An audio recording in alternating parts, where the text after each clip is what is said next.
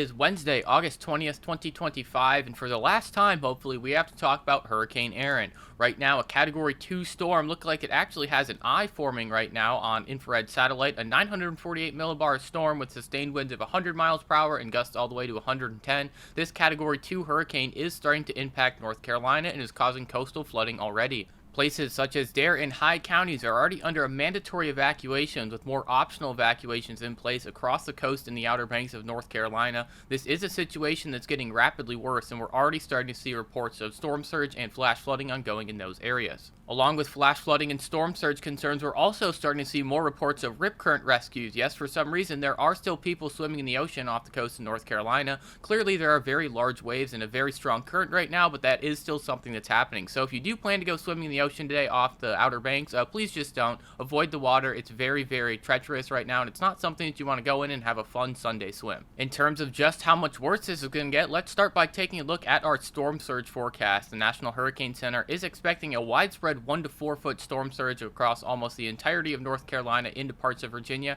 and this isn't the only thing we have to worry about. Another thing we need to keep on is the timing of our high tides, because with how much water is already making its way onshore, this is something that will substantially impact flooding. We do have a high tide tomorrow at 6:28 a.m. that will be a 2.8 foot high tide, and another one at 7:01 p.m. that will be a 3.9 foot high tide. Those are on Thursday, but this is going to be something that's adding even more water to the situation. Another thing that we're going to have to keep an eye out for is going to be the height of our ocean surf or our waves. We're looking at anywhere from 15 to 20 foot waves at the peak intensity. This is going to be something that's pushing 30 feet of water that's not supposed to be there onto shore. We're talking about waves of 20 feet, our storm surge of 4 feet, and then our normal high tides up to 4 feet as well. This is going to be a large wall of water, and it's not going to be something that you want to play around with. Substantial flooding is something that's almost a guarantee at this point, but that's not the only thing we have to worry about. We're also going to be talking about strong tropical storm force winds, and that's why the National Hurricane Center has gone ahead and put out tropical storm warnings for a large portion of the North Carolina Outer Banks and parts of Virginia as well. Basically talking about the same areas in terms of flooding and tropical storm force winds.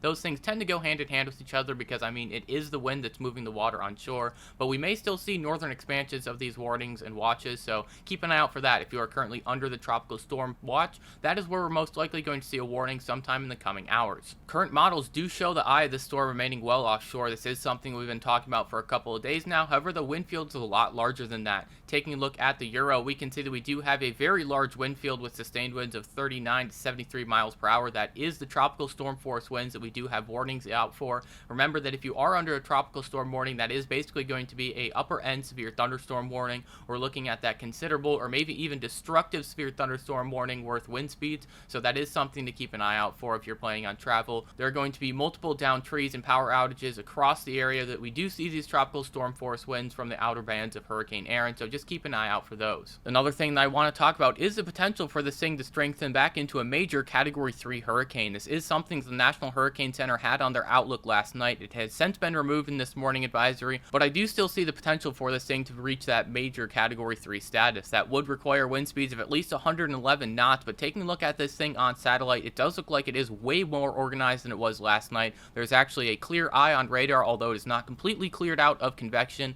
This is what the storm would need in order to reach that Category 3 status once again. Now, it really won't change things on shore. Either way, it's still going to be bad, but the stronger this storm does get, the more water it's going to move. The difference may be another 1 foot of storm surge between that upper end Category 2 or a low end Category 3, but that is still something that I think is important to talk about, because any water, when we're already talking about a massive wall of water, will impact more areas. In terms of peak impacts, we're looking at any time tonight after 8 p.m., that is Wednesday, into early tomorrow morning for peak impacts on the North Carolina coast. Another thing that I am monitoring for is some light impact in the Cape Cod region of Massachusetts. We may see some light storm surge there and some tropical storm force winds as we see the wind field start to expand as the hurricane jets off to the northeast, but that is still questionable. If I do see that becoming a more likely probability, I will put out a community post. We're probably not going to do another video again until Friday, and that will be about other tropical weather that we have to talk about, but it will still be important to get that note out to anyone who may be in the Cape Cod region. Other than that, that is basically all we have on Hurricane Erin. This is going to be the last video update on Erin, just because we are going to see this thing move out to sea, but like I said, we will be back on Friday with another video. So until then, thank you guys so much for watching. Go ahead and smash that subscribe button and click the bell when you're down there so you don't miss out on any of the posts on this channel. I'll see you guys all in the next video. Goodbye.